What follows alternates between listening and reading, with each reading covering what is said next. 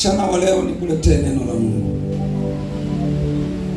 Utasoma kitabu cha Ezra sura ya 7 mstari wa 9. Baba, katika jina la Yesu, asante kwa uwepo wako. Hata sasa tunakuona, karibu tuhudumie kwa jina la Yesu, amen.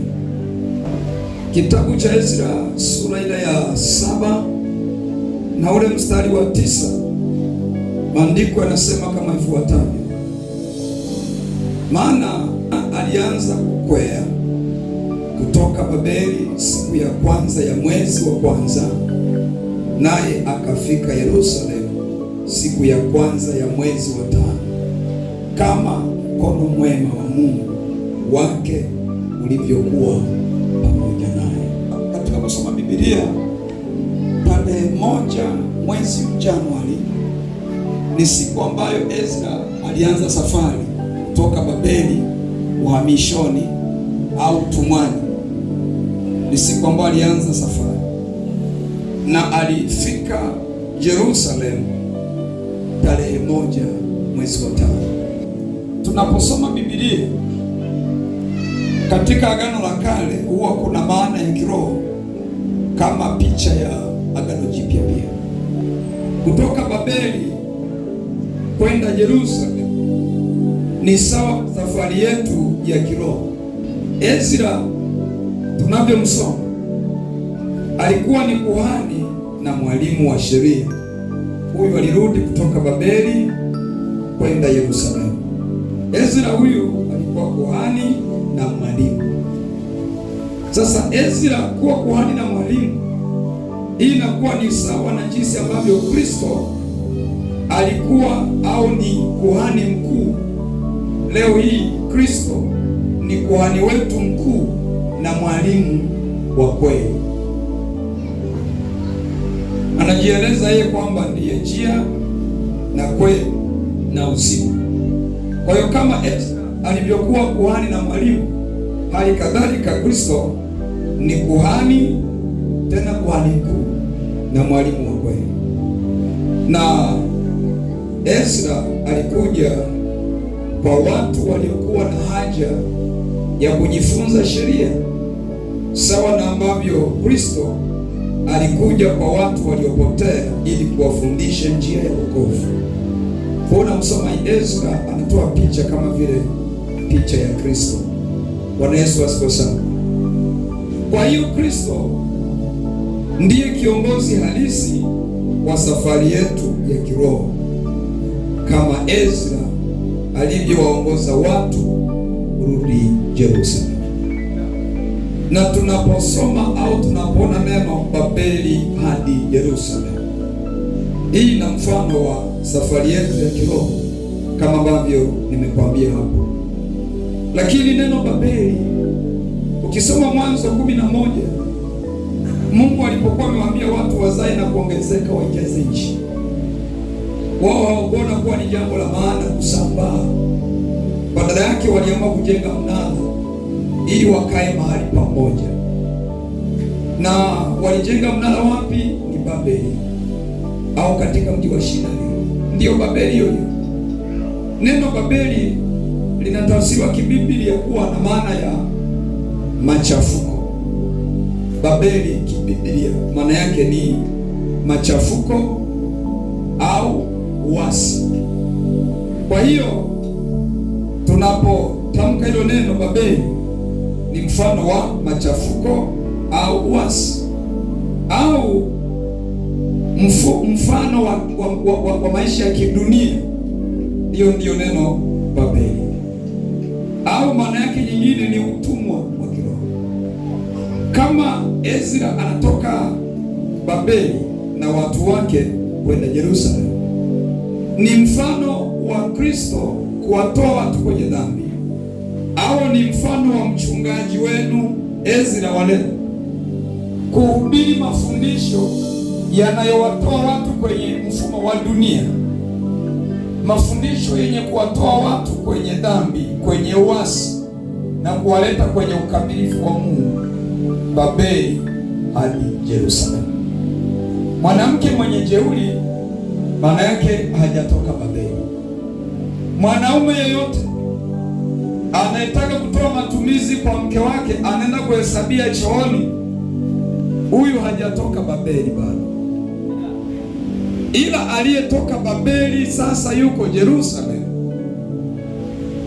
Si tu kuhesabia hela chumbani, anaweza pia kaacha wallet mezani, na atakapokumbuka kiwa njiani kwamba amesahau wallet, roho haishituki, kwa sababu yeye na mke wake wako Yerusalemu. Ila mwingine akisahau wallet anaanza kuombwa na gari, hela yangu itakuwa salama, kwa sababu yawezekana yeye na mke wake bado wako Babeli, au yeye yuko Yerusalemu, mke amebaki wapi? Babeli. Kwa hiyo usijuka kutomekana mtu yuko Babeli. Siku moja tulifanya ibada hapa tukazama rohoni. Si mtu mmoja ibada imeisha, akuja kuchukua pochi yake ile anadhani na hela, anaifungua, si hamna kitu. Kumbe humu kuna watu walionyesha mpaka machozi kama vile tuko nao Yerusalemu, lakini bado wako Babeli, wakamepita na hela yake. Mwingine akaacha hela hapo sebuleni kwa mama Noeli, anaabudu, anaona sawa. Alipokumbuka wale kwenda kuicheki hivi, anakuta watu wa Babeli wamefanyaje? Wamepitia hela zile. Ndiyo maana hapo kikao sisi ukasema, mimi huyu mwenzangu nikimwona na nena kwa lugha yuko vizuri, inawezekana yuko Babeli, ili umwamini kwamba ni mzima sana, au hayuko Babeli. Bwana siku sana. Kwa hiyo Babeli maana yake ni wasi. Babeli machafuko. Shike mkono mwenzio, mwambie toka Babeli, njoo Yerusalemu. Sasa muulize, wewe mwenyewe umefika Yerusalemu? Sija kakuitia Yerusalemu, kumbe mwenyewe hajajua, hajafika. Bwana Yesu asifiwe. Kwa hiyo kwa mazingira hayo, Yerusalemu yenyewe ni mfano wa mahali pa ushirika na Mungu. Kanisa la kwanza lilianzia Yerusalemu. Biblia inasema watu walikuwa na vitu vyote shirika. Mmoja na baskeli, mwingine hana.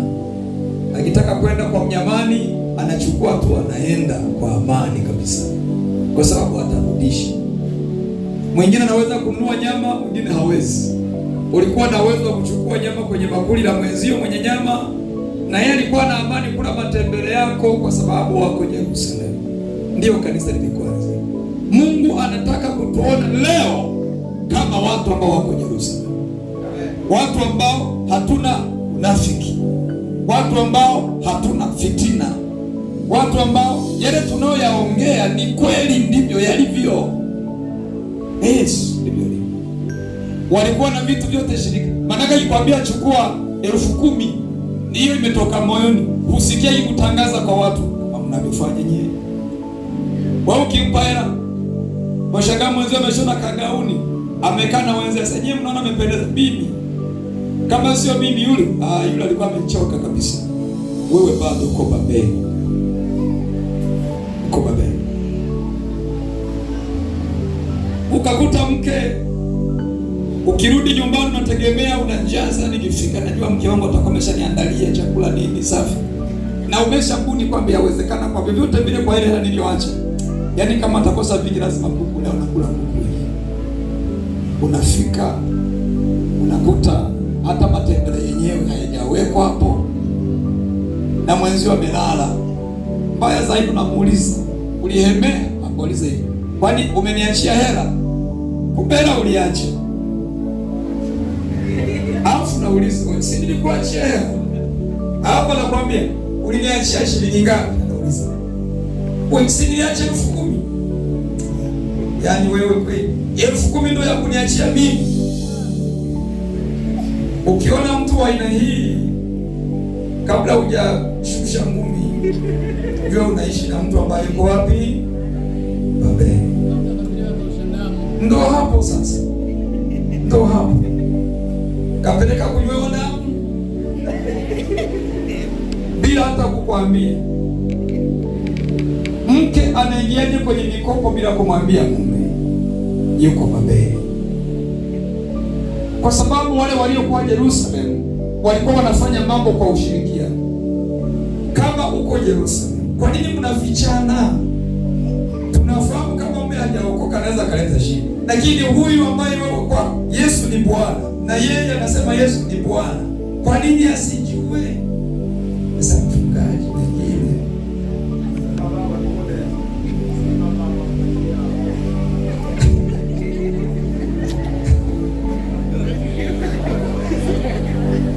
Bwana asifiwe sana. Hivi ukitaka kununua kiwanja cha wazazi wako nyumbani, ukamwambia mume wako, kuna shida gani? Kwanza ndo anajisikia raha kupata mke anayeanza kujenga kwao, mume anajisikia raha. Ndio. Unajua mnakosea eneo, kama uko Babeli jichanganye uone. Lakini kama uko Yerusalemu, atakwambia kwani mke wangu inatosha. Ili nini? Akuongezee na zingine. Sasa jengeni kwa asili muone shida itakayotokea. Siku akijua kama watakata sikio, basi ni shingo kabisa. Mume mwingine akasema hivi, mimi nakwambia kwa ajili yako bora niende jela. Yaani jela naenda. Unakuta mume mwenyewe yuko Babeli vile vile. Kwa unakuta wote wenyeji. Alafu wanasemaje? Eti kama noma na iwe noma. Sasa mimi najiuliza huko msemo wanajua maana yake. Kwani noma ni nini? Ni neno la Kiingereza sio? Noma. Au haiwezekani kwa Kiingereza. Si nomo. Si nomo. Nomo maana yake si kawaida.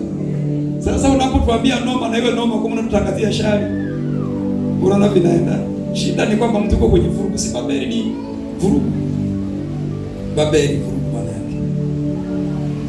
Bwana asifiwe sana. Najenga kwenu wewe toa taarifa. Sasa wa kwamba wakinielewa najenga kwao, sitabidi nimuulize plani kujenga nyumba ya bei gani? Inatosha tukuongezee zingine? Sasa kwa nini wengine mnaficha? Mko Babeli. Mwambie mwenzako toka Babeli haraka. Kwa sababu gani? Mke wangu kama ana akili kubwa. Mimi hapa nikitoa matumizi, mimi hapa ni yeye sasa akili wanasema mkichwa sio? Wengine wana meki 200, wengine unajua kuizalisha wewe. Unakuta na kwambia mume wangu nina akiba 900. Tunaweza tukanunua kaeneo fulani tukaongeza biashara au tunataka tujenge nyumbani. Kama meki alafu mimi huku walikuwa naniwekea mezani sikulalamika, tamuuliza. Kwanza nampongeza. Alafu nitamuuliza zinatosha? Alafu nitamuongezea. Bwana hayuko Babeli. Mshike sasa mkono mwenzako mwambie toka Babeli.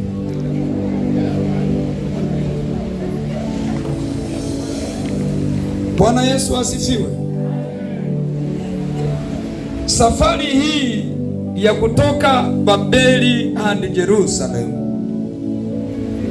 Kwanza kabla hapo, Yerusalemu ni mahali pazuri, si ndio? Mahali ambapo watu waliongea lugha moja. Na si tu kuongea lugha moja, walifanya ibada nzuri isiyo na unafiki.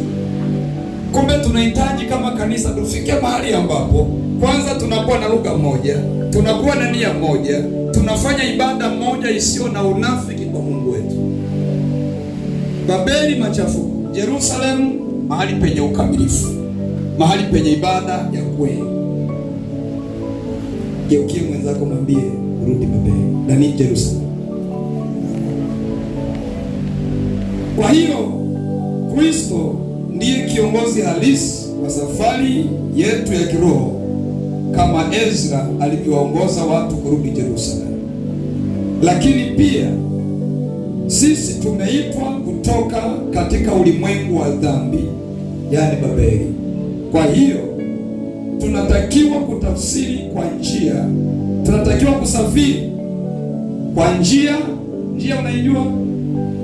Wale watu kutoka Babeli kwenda Yerusalemu, manake kuanzia Januari tarehe 1 mpaka Mei Mosi, manake njia walijua. Umemwambia mwenzako atoke Babeli kwenda Yerusalemu. Muulize, njia unaijua? Bwana asifiwe. Sisi tunatakiwa kusafiri kwa njia ya toba na utakaso. Hiyo ndio njia tunaitumia kuelekea ushirika wa kweli kati yetu na Mungu. Hatutoki Babeli kwenda Yerusalemu bila njia. Njia yetu ni toba ya kweli na maisha ya utakatifu. Kama mwanamke ulikuwa unafanya biashara unaficha, mume hajui una ngapi, Babeli ukitoka jioni unaweka mezani, mume wangu nina milioni 7. Nimependa ujue sasa nimetoka Babeli niko Yerusalemu. Ungesema mimi naongea mimi kwangu namjua. Mimi siingilii, mimi naongea in general. Kwa sababu ni mchungaji, naongea kama mchungaji. Alafu unachagua kusuka au kunyoa, au wanasema kufunga kilemba. Sasa wewe unachagua. Lakini hatuwezi kubadilika tu. Wengi waliojaribu kubadilika tu bila toba walishindwa. Tubu kwa mchungaji wako, yani kanisani. Halafu nenda ukatubu kwa mista. Kuna vitu vingine ukienda kuviongea kwa mista bila kuhakikishiwa, wanakata kichwa. Kwa mfano, mke wa mtu kuchepuka ni Babeli, sio Babeli? Anasafirije kwenda Yerusalemu kwenye maisha ya uaminifu? Sinabidi atubu. Anaweza kutubu wawili tu chumbani. Mume wangu, nataka nikwambie, unajua mwezi wa 6 wakati ulikuwa uko busy, nilipata mtu wa kunipa matumizi na alinihudumia sana. Kama kuna nyundo huko chumbani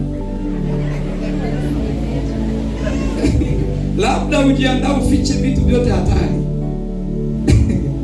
Ninakwambia watatumia changa siku nyingine. Kama wameona nyundo hamna, wanatumia hata kijiko. Mimi nakwambia, umesemaje mke wangu? Sema subiri nende jikoni.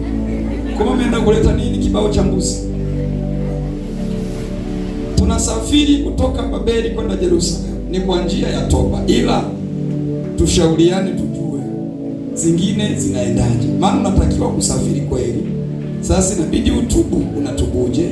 Uambiwe jinsi ya kutubu. Halo, hivi kati ya mwanamke aliyechepuka na mwanaume aliyechepuka ni yupi anakabiliwa na ugumu wa kutubu kwa mwenzake? Mume aliyechepuka anataka sasa amue kubadilika, kusema ukweli kwa mke wake kwamba mke wangu mimi nilikuwa nachepuka, sasa na nataka nianze upya. Mume inamwia vigumu. Mume si kazi, ni rahisi. Lakini si rahisi kwa mwanamke kuweka wazi mbele ya mume.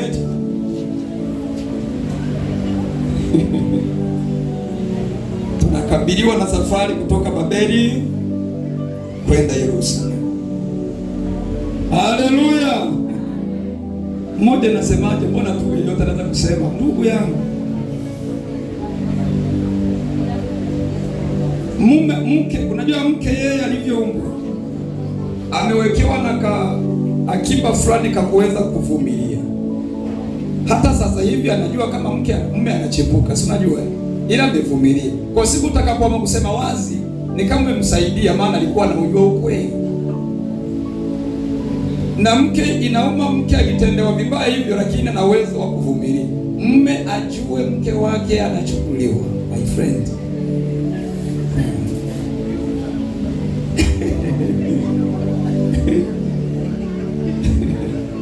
Bwana Yesu asifiwe sana.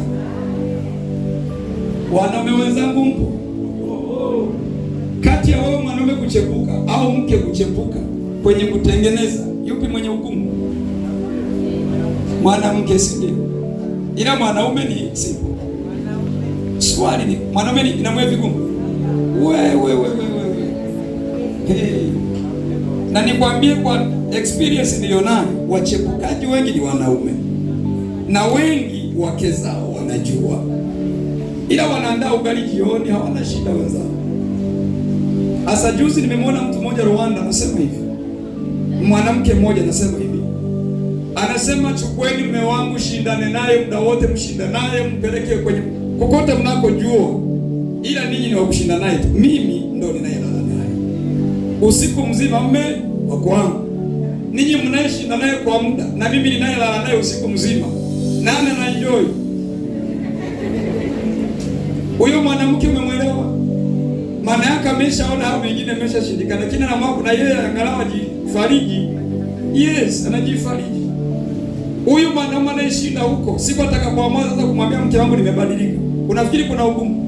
Huyu mke sasa chepuke, alafu aje jieleze jioni, eti nilipochelewa kadhani niko gengeni, nilikuwa nimechukuliwa na fulani. Ila naomba nitubu sasa hizi. Uone kama ataruhusu hata kutubu kweli. Haitakuwa rahisi.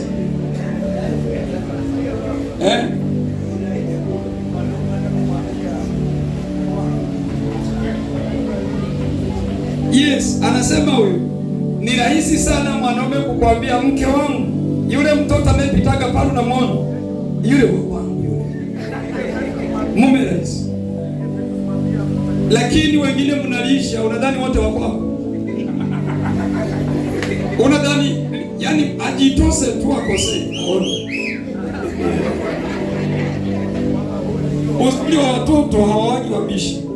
Akiambiwa huyu ni baba yako, basi hiyo injili inaingia na anaendelea. Mbona pua hazifanani? Sasa mimi niliambiwa ndo babangu. Wakati mwingine wanaume wote tunalea, ila siri mama na hiyo. Ajichanganye sasa, jitose. Eti huyu si wako, nataka nitengeneze. Uone shughuli hiyo. Kazi sasa. Huko tusikae sana, lengo langu tutoke tuende Yerusalemu. Haleluya. Kwa hiyo ndugu zangu, safari yetu ya kiroho ni mchakato. Waingereza wanasema ni process. Sio safari ya siku moja. Hii safari inahitaji bidii, inahitaji subira au uvumilivu, kwa maneno mengine, kwa kuongozwa na Mungu. Kuna jambo ambalo tunataka kulifanya, inahitaji mchakato. Wokovu wa kweli kuujenga unahitaji mchakato, si siku moja. Kuna watu wengine wanasema sasa ukaokoka dini sasa. Sasa kupewa sala ya toba siku moja. Kuna lugha zingine zinamponyoka hajaacha. Kwa mfano jikana mtu kwa kina Nyabange ameokoka jana. Kuna lugha zingine atakuwa anachanganya. Si ndio Nyabange? Yeah. Yes. Kwa hiyo usije ukamhukumu. Mbona wewe unaongea? Ni mchakato. Taratibu zitakuwa zinabadilika. Taratibu. Ameokoka mtu kutoka garage. Garage wana lugha zao. Matusi ndio lugha yao. Kwa hiyo sasa ni mchakato. Lakini anatoka Babeli anakwenda Yerusalemu. Kikubwa tuvumiliane. Ezra hakuwa peke yake, lakini watu waliowaongoza walipitia mchakato wa mambo mbalimbali, walivumiliana, wakafika Yerusalemu. Lakini katika andiko hilo tunasoma kwamba mkono mwema wa Mungu ulikuwa juu yake. Mkono mwema wa Mungu, hii ina maana hivi: mkono wa Mungu ni mfano wa neema ya Mungu, ni mfano wa ulinzi na uongozi wa Roho Mtakatifu, mkono wa neema. Kumbe kwenye safari yetu ya kutoka Babeli kwenda Yerusalemu tunahitaji mkono mwema wa Mungu, yaani neema ya Mungu, yaani uongozi wa Roho Mtakatifu uwe pamoja na sisi. Safari yetu inaenda vizuri. Ukisoma Biblia kuna maneno mawili. Kuna mkono wa Mungu. Bwana asifiwe sana. Kuna mkono wa Mungu. Hilo neno limetoka kama lilivyo, lakini kuna nini wanasema Roho Mtakatifu.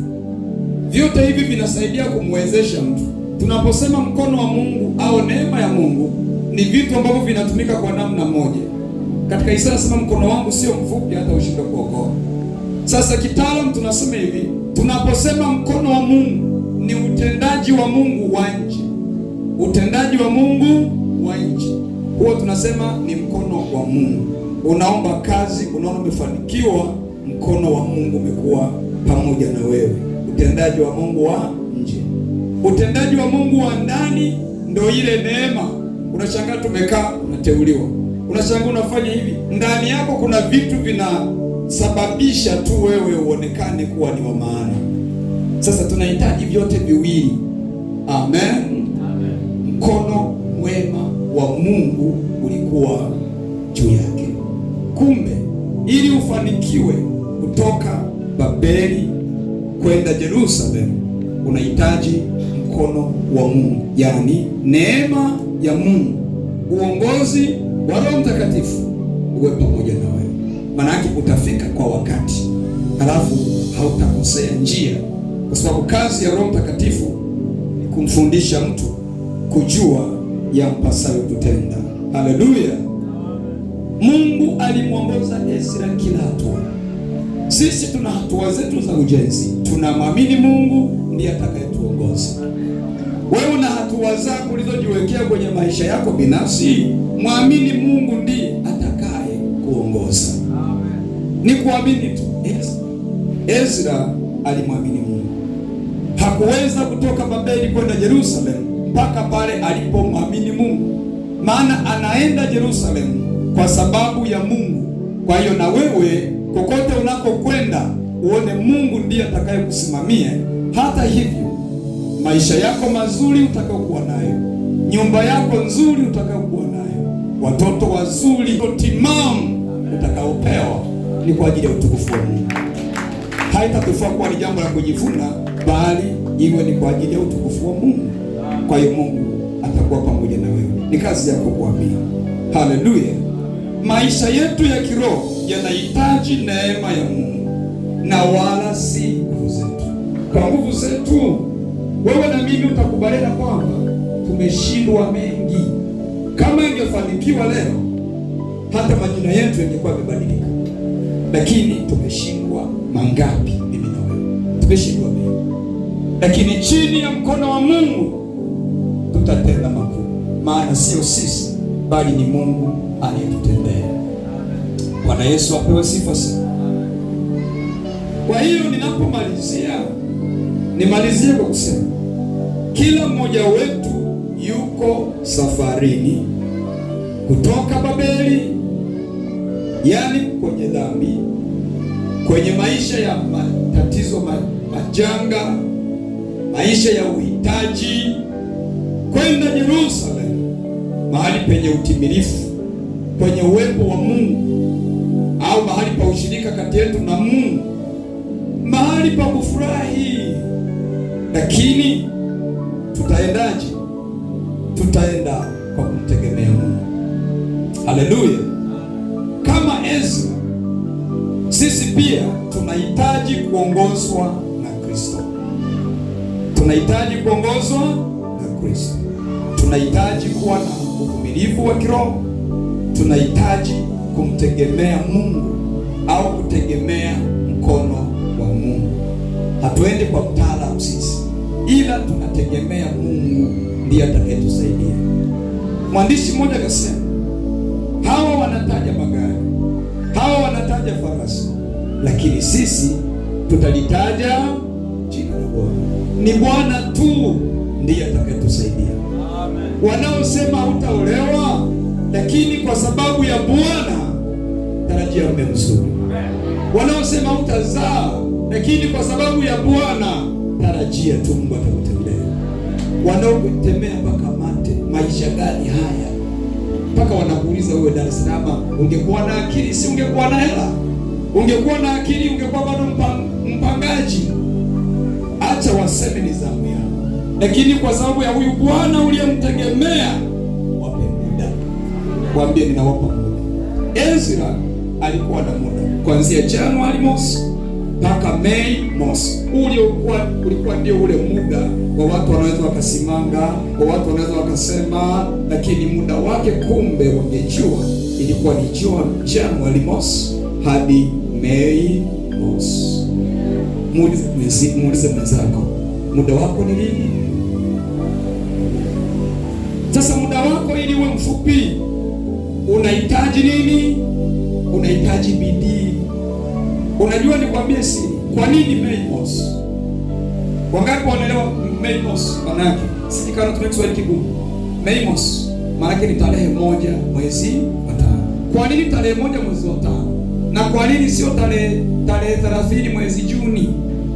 Kwa nini sio tarehe 1 mwezi Juni? Yaani katikati ya mwaka. Kilichosaidia hapo kule kutegemea mkono mwema wa Mungu, halafu ule uvumilivu wao, halafu ile bidii yao. Kumbe ukiweza kuwa mvumilivu, halafu ukawa mtu mwenye bidii, halafu ukawa mtu unayemtegemea Mungu, kumbe muujiza wako ni kabla ya muda unaotarajiwa. Hawa watu walifika Yerusalemu sio Juni nusu mwaka, mwezi mmoja kabla ya nusu mwaka. Kumbe muujiza wako itakuwa ni kabla ya muda uliotarajia wewe. Kibinadamu watu wana matarajio yao. Kumbe bidii yako ikiwa nzuri, halafu uvumilivu wako mzuri, halafu ukamtegemea Mungu, kumbe furaha yako ni kwa muda, yani ni kabla ya muda uliotarajiwa. Pigie Bwana Yesu makofi. Haleluya. Kwa hiyo kumbe kama Ezra tunahitaji kuongozwa na Kristo, kuwa na uvumilivu wa kiroho na kumtegemea Mungu. Kwa hiyo sasa mimi ninalo swali. Swali langu ni hili. Sema haya. Je, uko wapi katika safari hii? Umeshaanza safari? Yaani tulichozungumza ni safari, si ndio? Uko wapi katika safari hii? Muulize mwenzako pia, uko wapi katika safari hii? Au muulize mwenzako, hivi unavyoniona niko wapi katika safari hii? Maana anayekuona ndo anakutafsiri. Amen. Bado niko Babeli? Muulize tena jirani yako, hivi unanionaje? Bado niko Babeli? Asikusemee tu kiuzuri, akwambie huko, bado niko Babeli. Muulize tena, au bado niko njiani? Muulize, unanionaje? Muulize tena, au nimefika Yerusalemu? Sasa awamwambie jibu nalo mwenyewe. Mimi siwezi kujibia jibu nalo. Wangapi wako tayari kutoka Babeli kwenda Yerusalemu? Ndio mkono wako juu. Sema, Baba Mungu, ninashukuru kusema nami. Nasikia kukupenda mno kwa sababu unaniwazia mema. Ninaomba unisaidie maisha yangu. Tangu Januari nimeanza safari, lakini sasa hii ni Mei, kuna mambo hayajakamilika. Ndugu yetu Ezra tarehe 1 tu mwezi wa 5 alikuwa amemaliza safari. Mimi ya kwangu bado. Tatizo langu liko wapi? Ninaomba unipe kunyenyekea, ili kama kuna tatizo nitakalo lijua nilifanyie kazi mara moja, safari yangu iendelee. Matatizo yangu yamenikwamisha, safari yangu imepungua kasi. Baba nisaidie, na yatoa maisha yangu kwako. Kuanzia leo niko tayari Bwana. Babeli ya dhambi ninaiacha leo, naenda Yerusalemu. Babeli ya mateso, Babeli ya aibu ninaiacha leo, naenda Yerusalemu. Pepo yoyote uliyenishikilia ili nibaki Babeli, ninakukemea leo, toka kwangu kwa jina la Yesu Kristo. Iwe ni uchawi, manuizo yao ni kunifanya mimi niwe Babeli, mpaka nimepata watoto nikiwa Babeli. Na hama leo naenda Yerusalemu, Yerusalemu ya Mungu, Yerusalemu ya utukufu, Yerusalemu ya amani. Napokea safari yangu ya Yerusalemu. Pepo yoyote ondoka kwangu, naenda Yerusalemu. Vikwazo vyovyote mbele yangu ninaviondoa toka sasa, naenda Yerusalemu. Niachie niende Yerusalemu, niachie niende Yerusalemu kwa jina la Yesu. Mungu, nipe kuingia Yerusalemu, Yerusalemu ya amani. Najiweka tayari mimi na nyumba yangu, siku moja tutaingia Yerusalemu kwa jina la Yesu. Amen.